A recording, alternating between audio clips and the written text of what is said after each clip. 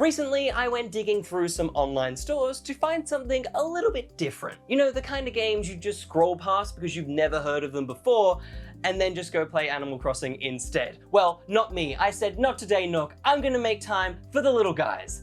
I then didn't make enough time to actually review any of them, but I then remembered something Mum always says. If you don't have enough time to review lots of games, just talk a bit about them instead. I never really knew what she meant by that, until now. Such wisdom. First up, Hidden Through Time.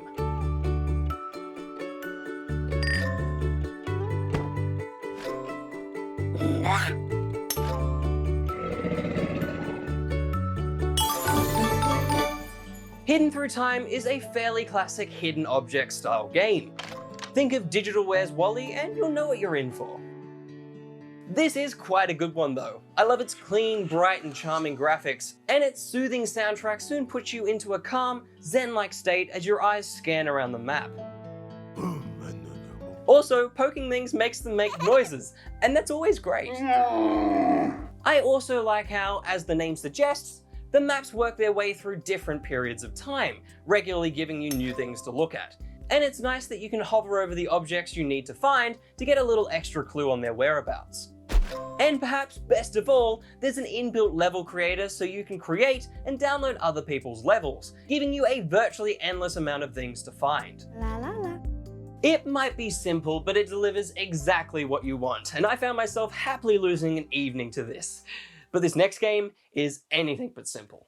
This is Avorion, a very ambitious space sim where you can build your own spaceships to explore, fight, and trade your way through a huge galaxy. There's a whole story about a mysterious event that ripped a hole in the center of the galaxy and there's aliens there now, but it's told rather dully through conversations with faceless space captains. The shipbuilding is really the main draw card though, letting you build pretty much anything you can imagine. But of course, you'll need to gather and trade your way to get the resources you need first. You can even eventually build up a whole fleet and empire of space factories and mines. I didn't get to that point, but you probably can. And you can do it cooperatively online as well, and that's pretty cool. As is the fact you can download other people's ship designs easily, because let's be honest, we all want X-Wings and Star Destroyers, but most of us can't be bothered to design them from scratch. There are quite a lot of controls and menus to wrap your head around, so this is one for the older spawnlings out there. If you want a vast galaxy to explore and want a giant battlecruiser shaped like Darren to conquer it in, this might be right up your alley. Next up, Exit the Gungeon.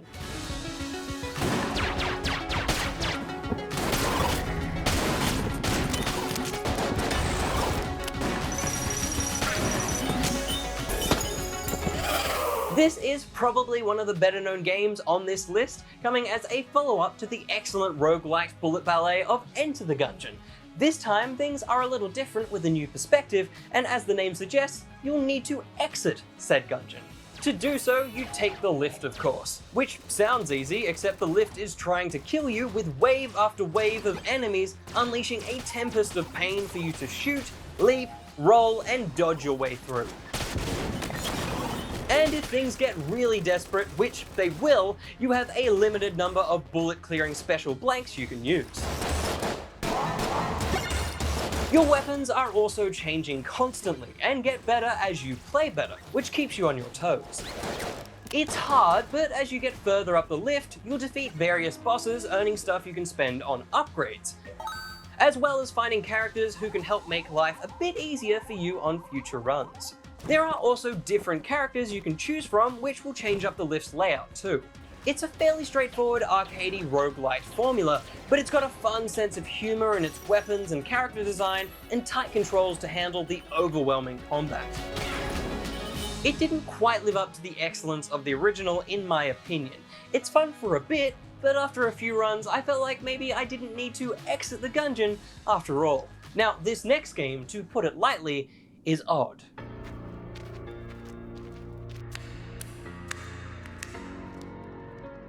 This is The Longing, a game where you play as a shade, which is this little guy that kind of looks like Mr. Burns after being caught in one of those cartoon explosions. Anyway, this big old king guy here decides he needs a bit of a nap to replenish his powers and tells you to come get him when it's time to wake up. Clearly, he doesn't have an alarm. The thing is, Old Mate King here likes long naps. Like, really long naps. Like, 400 days long. 400 actual real-life days. So you're just left in this cave with this sleeping king and simply have to wait 400 days. There is stuff you can do to pass the time though. It's sort of a point and click adventure, or a pointless and click adventure. Anyway, there's a big cave system / ancient castle you can explore at a glacial pace, which you will easily get lost in. There are things to find that don't really matter, but can make Home for the Shade a little bit nicer. Things like coloured chalk you can paint with, or of course you can just sit and stare at a wall if you'd prefer. Or there are even full books you can find and read. I mean, why not read Moby Dick? It'll pass a couple of days, I guess. None of this is what you would call fun, but it is oddly fascinating, and I, for one, have a soft spot for odd games. Plus, I was drawn in with the art style and the music, and that weird sense of pointless mystery to it all.